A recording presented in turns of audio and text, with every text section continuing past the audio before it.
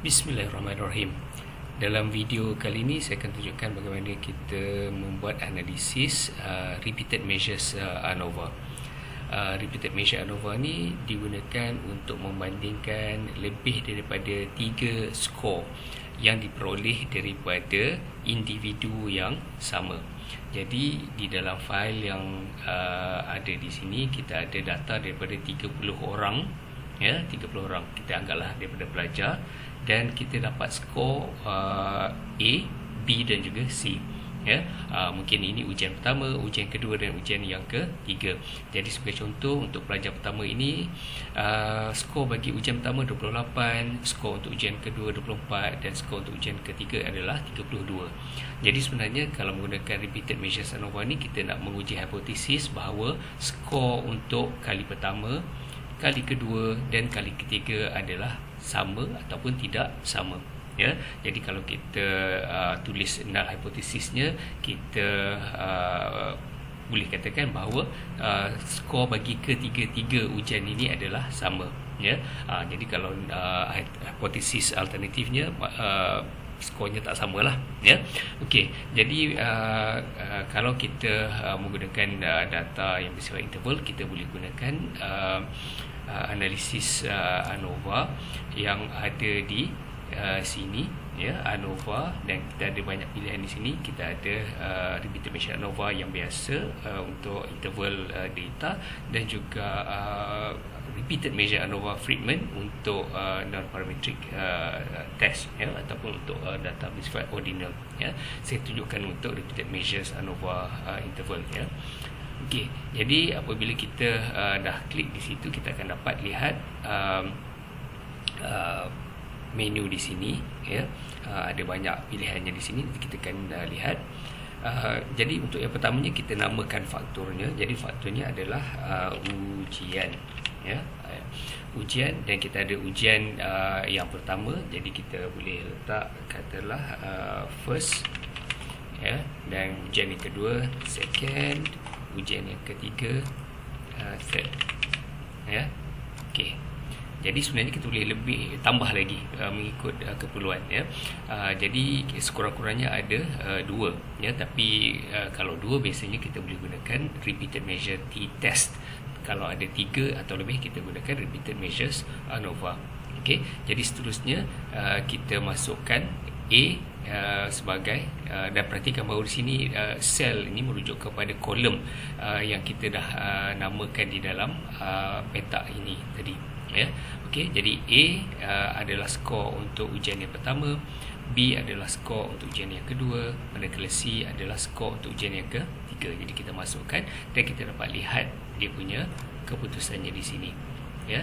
Jadi kalau kita perhatikan secara ringkas di sini, bahawa markah ujian itu, markah ujian, ya, berbeza secara signifikan, ya, berbeza secara signifikan. Okey, sebab P kurang daripada 0.05. Okey, jadi sekarang kita nak pergi lebih detail, dan kita boleh lihat partial eta square ini adalah effect size, ya, dan kita lihat partial eta square ini adalah 0.447 medium effect size, ya. Okey, kemudian kita boleh melihat assumption checks, ya. Sebab untuk melakukan ujian ini kita perlu memenuhi beberapa keadaan seperti sphericity, ya. Jadi kita lihat sphericity, ya, assumption of sphericity ini diwakili oleh Mauchly's W, ya. Jadi indeks untuk Mauchly's W ni adalah 0.932 dan P adalah 0.376. Jadi tidak signifikan, ya. Jadi tak signifikan maksudnya tidak ada violation bagi sphericity, ya. Jadi maksudnya kita boleh teruskan dengan nilai F, nilai F ini seperti yang dah ada dalam jadual tu lah.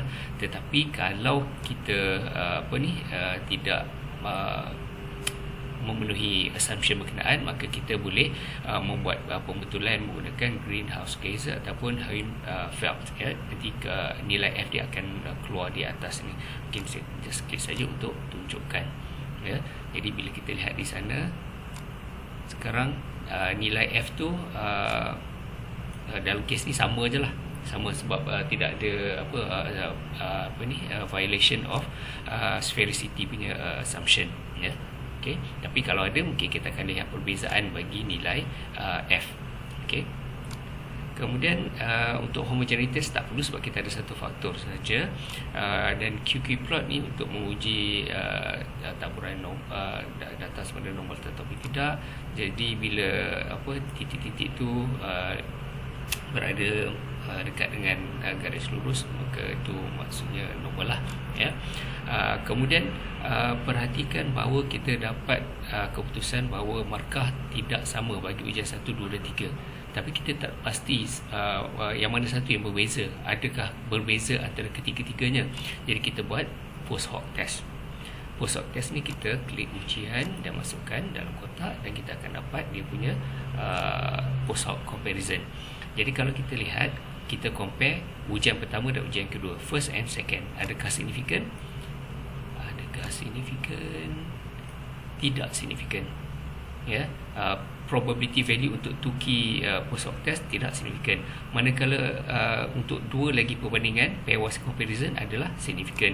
Jadi maksudnya antara pertama dengan ketiga berbeza, dan antara kedua dan ketiga juga berbeza, ya. Jadi itu yang kita kena laporkan secara lebih detail, ya. Dan kita klik di sini estimated marginal mean, dan kita masukkan sebab kita nak tengok dia punya perbezaan mean dengan lebih jelas, ya. Okey. Jadi kita dapat lihat di sini, tak apa, nanti saya besarkan lagi display dia. First dengan second markah lebih kurang, tapi yang third jauh di atas, ya. Jadi sebab itulah hipotesis null yang mengatakan mean bagi ketiga-tiga ujian ini sama, kita boleh tolak, ya. Tapi keadaannya ialah first dengan second test lebih kurang sama skor, cuma untuk yang ketiga tu berbeza daripada yang dua yang terdahulu. Okey. Dan saya rasa mungkin itu yang perlu kita lihat, ya, secara ringkas. Dan sekali lagi saya nak go through this result. Jadi di atas ni kita akan laporkan statistik F-nya, F, degrees of freedom, ya, kemudian p-value dan juga eta, partial eta square, ya. Kemudian kita akan lihat dia punya assumption dari segi sphericity dan juga normality, ya. Dan kita detailkan hasil ujian menunjukkan bahawa ujian yang ketiga tu yang berbeza, bukan sekadar beza, dia tinggi, markahnya lebih tinggi berbanding dengan ujian pertama dan kedua. Dan kita boleh gunakan graf ni untuk mempersembahkan hasil analisis. Okey, jadi setakat itu secara ringkas repeated measures ANOVA. Jumpa lagi dalam video yang lain.